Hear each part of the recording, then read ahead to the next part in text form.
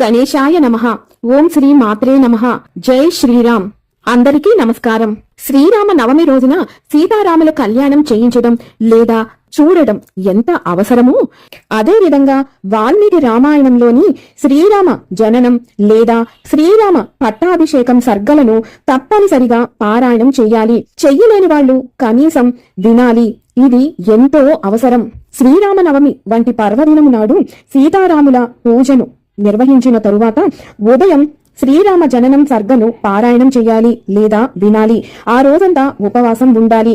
తరువాత సాయంకాలం ప్రదోష వేళ శ్రీరామ పట్టాభిషేకం సర్గను ఖచ్చితంగా పారాయణం చెయ్యాలి లేదా వినాలి.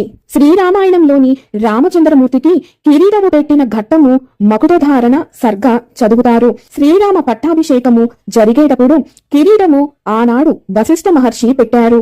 అదే విధంగా ఈనాడు మనము కూడా మనసారా ఆ రోజున వశిష్ఠ మహర్షి శ్రీరాముడికి ఎలా మకుటధారణ చేశారు అని మనము కూడా ఊహించుకుంటూ అదే విధంగా జరుగుతుంది మన కళ్ల ముందే అనుకుంటూ ఈ సర్గను పారాయణం చెయ్యాలి. అలా ఎవరైతే మకుటధారణ సర్గను పారాయణం చెయ్యగలరో వాళ్ళకి వస్తున్న కష్టములు అన్నీ కూడా పోతాయి. మకుటధారణ సర్గ అంత గొప్పది. ఇది శాస్త్రంలో చెప్పబడి ఉన్నది. వాల్మీకి రామాయణంలో శ్రీరామ పట్టాభిషేక ఘట్టము యుద్ధకాండలో ఇవ్వబడింది. ఇది 131వ సర్గ. దీనిలో 59వ శ్లోకం నుండి ప్రారంభమై 123వ శ్లోకం వరకు ఈ శ్రీరామ పట్టాభిషేకం యొక్క ఘట్టాన్ని వివరించబడి ఉన్నది. ఇన్ని శ్లోకాలు చదవలేని వాళ్ళు ఈ యుద్ధకాండలోని పట్టాభిషేక సర్గ నుండి మకుటధారణ ఘట్టానికి సంబంధించిన శ్లోకాలు 64 నుండి 67 వరకు పారాయణం చేస్తే అదే ఫలితం ఉంటుంది.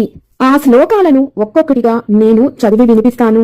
నాతో పాటు మీరు కూడా ఈ శ్రీరామ నవమి రోజున పారాయణం చెయ్యండి.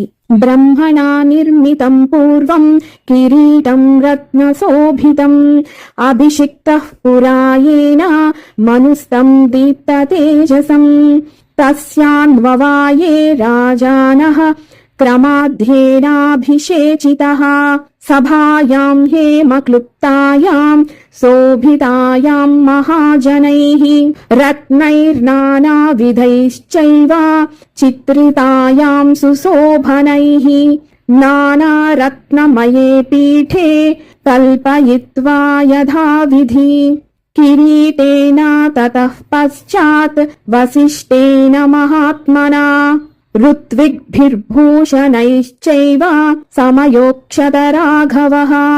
ఈ శ్లోకాల యొక్క అర్థం ఏమిటంటే, పూర్వము బ్రహ్మ నిర్మించిన రత్నమయమైన తేజస్సుతో ప్రకాశించుచున్న కిరీటమును సభా మధ్యములో ఉన్న వివిధ రత్నములు పొదిగిన పీఠముపై యథావిధిగా ఉంచెను. పట్టాభిషేక సమయమునందు పూర్వము మను చక్రవర్తి తరువాత క్రమముగా ఆయన వంశమునకు చెందిన రాజులు అందరూ ఆ కిరీటమును ధరించెడివారు. ఆ మహాసభ భవనము బంగారము చేత అలంకరించబడిను. చాలా విలువైన వస్తువులతో శోభించుచుండెను.